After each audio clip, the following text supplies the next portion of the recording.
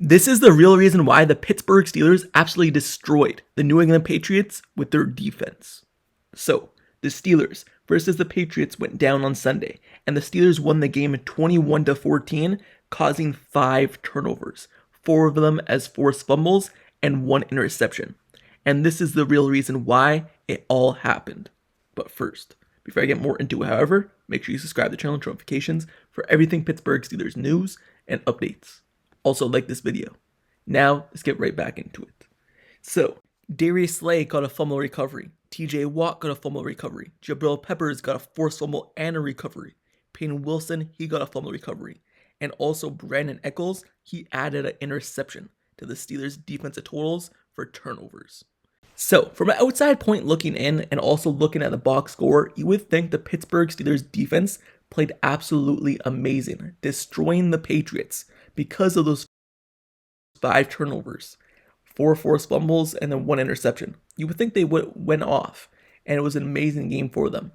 Because technically it was, but at the same time it wasn't. Because the Patriots were able to move the ball with ease, go down the field every single drive, and kind of draw out the Pittsburgh Steelers and take a lot of time off the clock.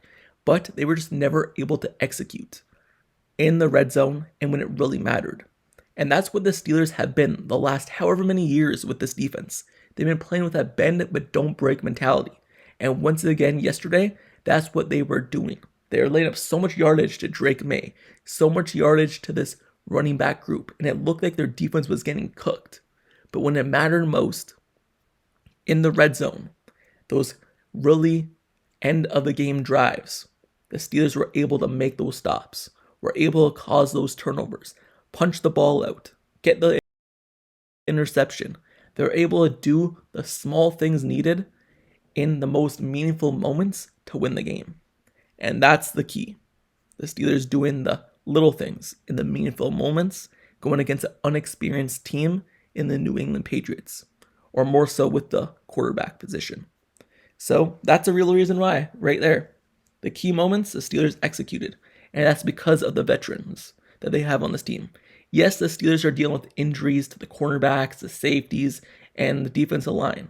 But when it really mattered, they stepped up. And from an outside point looking in, if those turnovers did not happen, the Steelers would have lost this game.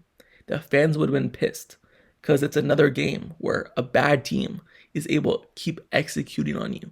There's mishaps all over the field. The Steelers' defense allows wide open players, wide open runs. Fans would have been pissed. But because they got those turnovers, the Steelers win the game. The Steelers want to play fast. And when they play fast, it could either be good or bad.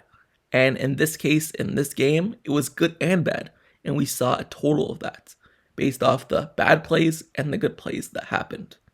So a good thing in this game as well with the defense side of the ball is basically TJ Watt getting back to himself.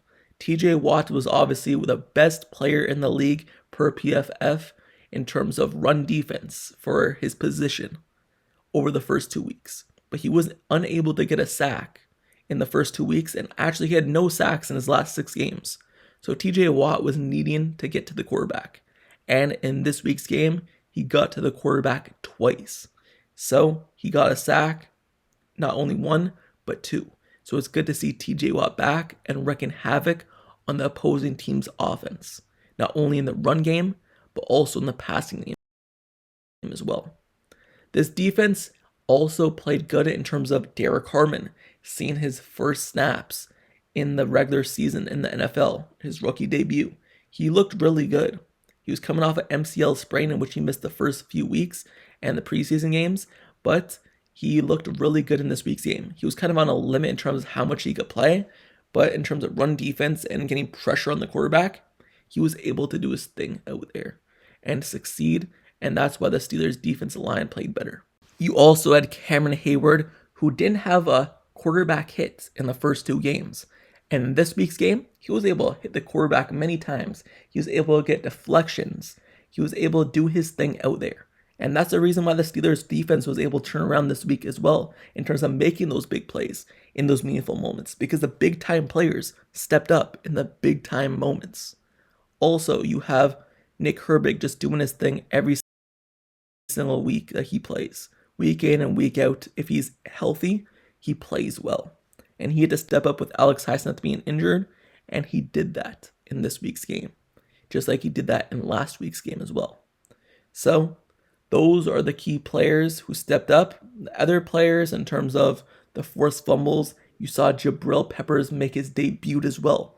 And without him, the Steelers wouldn't have one fumble recovery and one forced fumble, because he caused the fumble himself, hitting the ball with his helmet straight on and then recovering as well.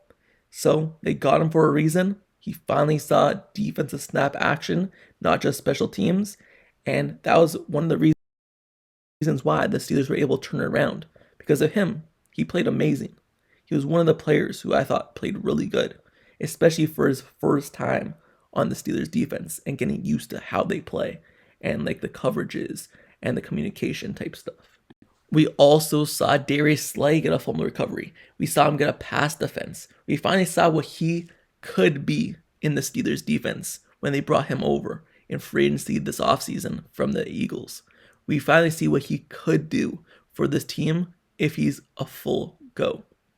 So the Steelers, they played really good in terms of turnovers, but I'm not going to hype them up too much because there's still people who are wide open, nonstop.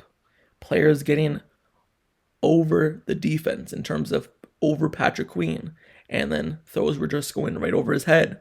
In the soft spot in the secondary, the cornerbacks just being too far off. The Steelers defense did not play good in terms of pass defense, and then there's still some wide open runs that were happening. So without these turnovers, they probably would have lost this game, but you can't look at it like that. You never, at the very end of the season, look at this game and be like, hey, they didn't play good in week 3. They only won the game because of turnovers. No. At the very end of the season, you want to be at your best, and you want to head into the playoffs. That's what matters. So as long as they get on the same page, it's a good thing that they got this win and didn't lose this game and didn't have to learn from it. So the Steelers, they need to be better, but at least they got this win, and the turnovers were the reason. One last thing I want to talk about before I end this video is what can they do better, just from a scheme perspective. And I think that's playing more man-to-man. It seems like whenever they play zone, people are just wide open, they don't have communication, they don't know their assignments, and things just get messed up. And that's just been the reality of the Steelers for however many years. Zone just has not worked. But if they play man-to-man more, I believe they could be way better. Whether that's straight man-to-man, or whether that's man-to-man zone, in terms of 2 high safeties and the man-to-man all across the field, whatever.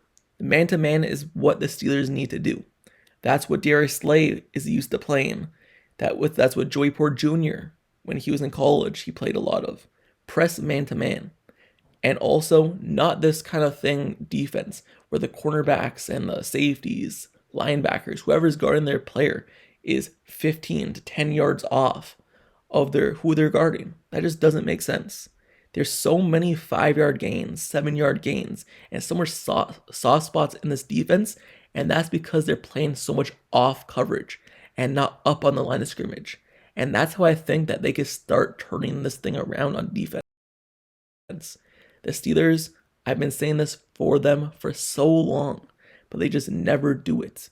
It's always off coverage, zone coverage. That is their downfall. If they just play up a little bit, don't give that soft spot in this defense, they could be really good because they have playmakers who could step up and make plays as we seen today. Yesterday. But they just need to play up more and trust themselves. Anyway, that's the end of this video. But let me know your thoughts down in the comments below. What can the Steelers do better to improve going into next week? But also, what are your thoughts on this week's game and all the turnovers that they had? Would you consider this a good game for the defense or a bad game for the defense? Do you think they got bailed out? Like I think they got bailed out. Let me know your thoughts down in the comments below. And also, make sure you subscribe to this channel and turn notifications for everything Pittsburgh Steelers news, updates, highlights, analysis reports. Everything surrounding this team, I have you covered all season long with analysis like this and coverage of every game like this as well. In the future, I'll have more highlights to go along with it. But for now, I'll give you all the news and analysis So this is the best spot for your Pittsburgh Steelers football. And until the next video tomorrow, I'll see you guys all later. That's it for me. I'm out. Peace.